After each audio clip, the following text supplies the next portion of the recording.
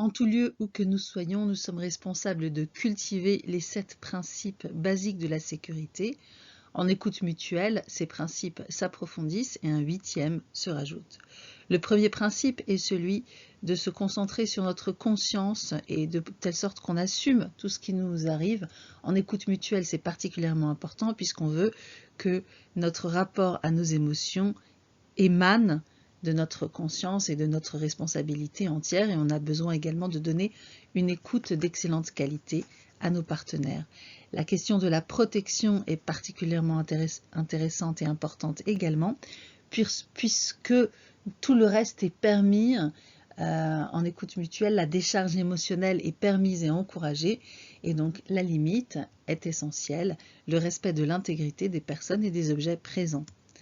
La question de l'engagement également prend une importance particulière. Nous sommes en groupe, le travail est intense et il repose sur une parité dans le groupe, de telle sorte qu'il est très important de venir quand on s'est engagé et d'être à l'heure, d'éteindre son téléphone et de tenir son engagement d'une attention de la meilleure qualité dont nous sommes capables. Le fait de se traiter de façon positive, respectueuse, de s'entraider en écoute mutuelle est essentiel. Pas de jugement, pas d'interruption, mais le respect de l'autre, parler à son tour, fait partie de la culture de base de tous les groupes et de toutes les rencontres d'écoute mutuelle. La question du contrôle de la parole et la question de la confidentialité également sont très importantes. Elle est très importante, enfin ces choses sont très importantes. La confidentialité vis-à-vis des autres, c'est-à-dire qu'on ne peut pas parler de ce qui s'est passé dans la session de quelqu'un à d'autres personnes, mais vis-à-vis du travaillant aussi. C'est-à-dire qu'on ne peut pas parler à une personne de ce qu'on a entendu d'elle 5 minutes avant dans la session, parce que dans la session c'était du travail, et en dehors de la session c'est de la prise de responsabilité dans le quotidien. Ça n'a rien à voir, et en plus il y a des pages qui ont été tournées qu'on n'a pas forcément envie de se souvenir. Sur le contenu également, il y a une confidentialité bien sûr, comme on vient de le dire, mais également sur le processus, sur la façon dont une personne accède à ses émotions, sur l'appartenance même à un groupe d'écoute mutuelle. Ça ne regarde personne et il m'appartient de dire si j'appartiens ou non à un tel groupe. Au niveau de la responsabilité vis-à-vis du toucher, vis-à-vis des câlins, vis-à-vis des hugs, l'écoute mutuelle encourage le fait de nous donner ce qu'on appelle en analyse transactionnelle des signes de reconnaissance physique, et il est très très important que ça se fasse encore une fois dans le respect de ce que chacun, chacune souhaite.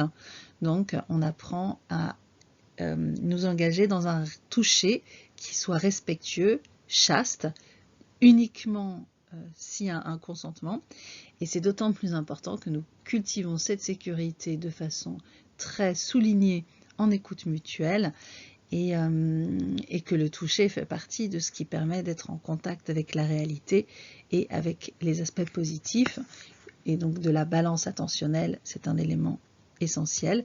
Et enfin, la dernière chose, il est très important de se respecter soi-même et d'assumer nos décisions et nos choix, de telle sorte qu'on évitera toujours, je viens de dire on, en écoute mutuelle, nous disons je, et moi aussi, quand je parle à titre personnel, je dis je, et j'assume l'ensemble de mes désirs et de mes sentiments et de mes demandes et de mes analyses, et j'évite effectivement de dire on, tout le monde pense que, etc. Je dis je voudrais, j'évite de dire il faut ou nous devrions, et je choisis à chaque instant les modalités et l'intensité de mon travail en tant que travaillante. Il existe une 8e règle qui est très importante en écoute mutuelle. Bien sûr, nous sommes amis, mais nous sommes très attention, nous faisons très attention.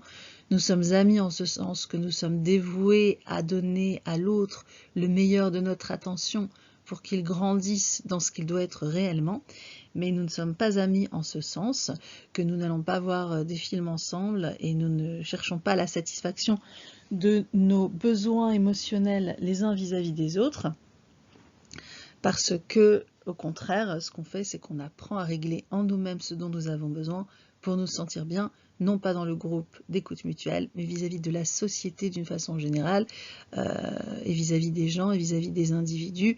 On apprend à se tourner vers eux et à dépasser nos inhibitions, que ce soit vis-à-vis du fait d'être sympa avec les autres et de se rapprocher d'eux, ou que ce soit nos inhibitions éventuellement vis-à-vis de la mise en ordre des relations dans la réalité. Donc beaucoup de choses positives et nourrissantes sur le plan humain émanent des groupes d'écoute mutuelle. Les transposer telles quelles dans la vie réelle pose de nombreux problèmes, donc on y fait extrêmement attention. Les partenaires d'écoute mutuelle ne sont pas des potes, des amis ou des amants. Les partenaires d'écoute mutuelle sont des gens qui sont profondément engagés dans le fait de s'entraider à faire de l'excellent travail émotionnel. C'est ainsi que nous cultivons le respect et la sécurité dans nos groupes d'écoute mutuelle pour arriver au meilleur de nous-mêmes.